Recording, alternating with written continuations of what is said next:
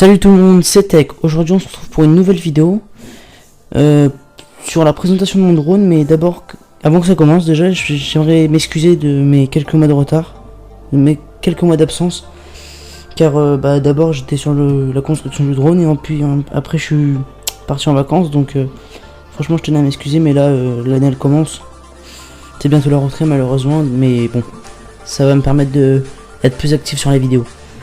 Donc là j'ai fini mon drone. Alors je tiens à m'excuser de ne pas avoir fait des vidéos sur la construction, mais je n'étais pas dans un bon cadre pour filmer. J'étais même pas chez moi quand je l'ai fait. Donc je tenais vraiment à m'excuser, mais là je vais vous faire une petite présentation. Il y aura toutes les références en commentaire. Je vais vous présenter. Si vous avez des questions, ne pas hésiter, surtout pas hésiter à me poser dans les commentaires. Je vous répondrai au niveau de la programmation, tout, je vous dirai tout. Parce qu'il y a des logiciels à télécharger, vous inquiétez pas.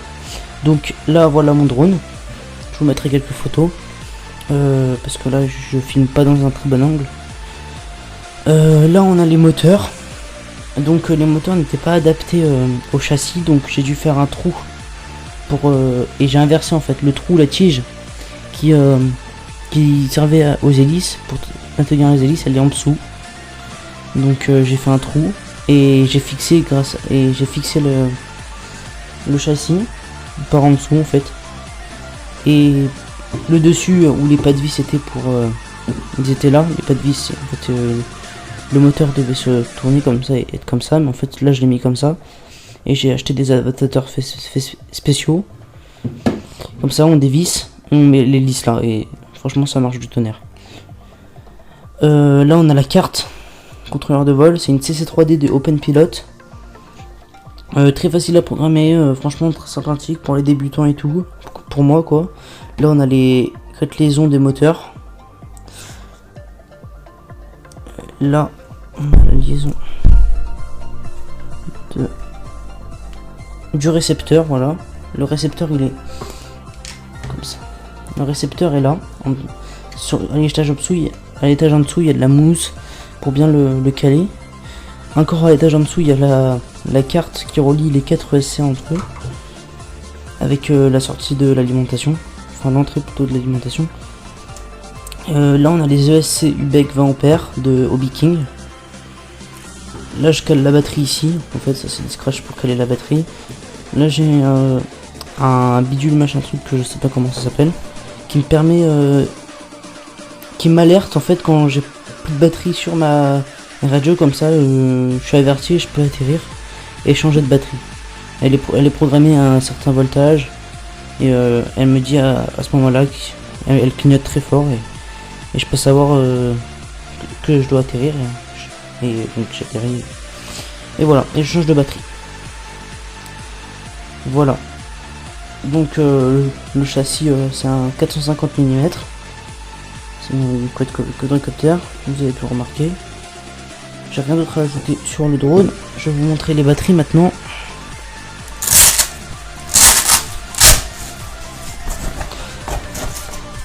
C'est les mêmes caractéristiques, mais c'est pas la même marque. Donc c'est une Zippy Compact et une Flou Rayon. Donc c'est du 2200 mAh et c'est 11,1 volts, 25C, 3S. Voilà, c'est les mêmes de toute façon, rien ne change. Là j'ai la batterie, le chargeur de batterie, enfin il faut compter dans le budget, hein, si on n'en a pas, ça vaut cher si on veut en qualité. Moi lui il a coûté 90 €, et franchement je le recommande. Après si vous n'avez pas les moyens, vous pouvez trouver moins cher, ça c'est sûr, hein. Lui il est tactile, c'est un plus. Voilà, et lui il y a une balance en fait qui me permet de charger les 3 petites batteries, 3 couches de batterie en même temps. Voilà, j'ai utilisé ceci pour calibrer j'insère l'hélice en fait là, et en fait quand on achète des hélices, moi j'ai pris les premiers prix, donc elles sont pas forcément équilibrées. Donc il y a un côté qui était plus lourd que l'autre, donc ça m'a permis de savoir lequel, et après j'ai poncé à l'intérieur. Donc celle-là en l'occurrence je l'ai pas poncé.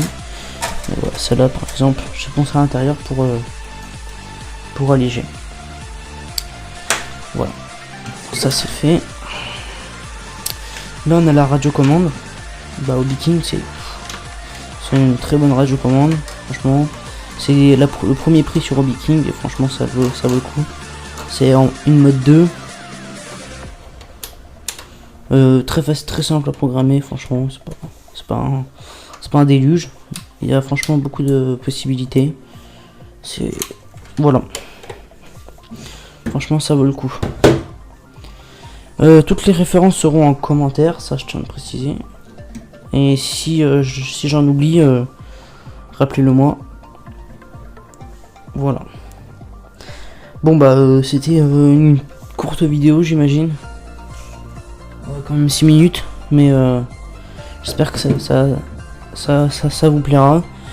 C'était fait un peu à la va-vite, je viens de rentrer de vacances, c'était la caméra, elle était pas dans un bon angle, il me fallait de l'espace pour poser le drone, et je pouvais pas ça faire n'importe où, c'était soit par terre, soit sur mon bureau, que j'ai dû un peu nettoyer, dégager plein de trucs, et voilà, franchement, tout ce que j'avais à dire.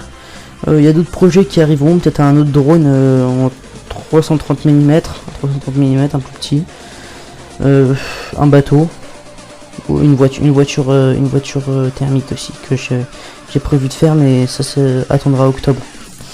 Voilà. J'ai terminé, donc je vous dis salut tout le monde, c'est en commentaire, toujours, les questions, ou un message privé, si vous préférez. Je n'hésiterai pas à répondre. Allez, ciao.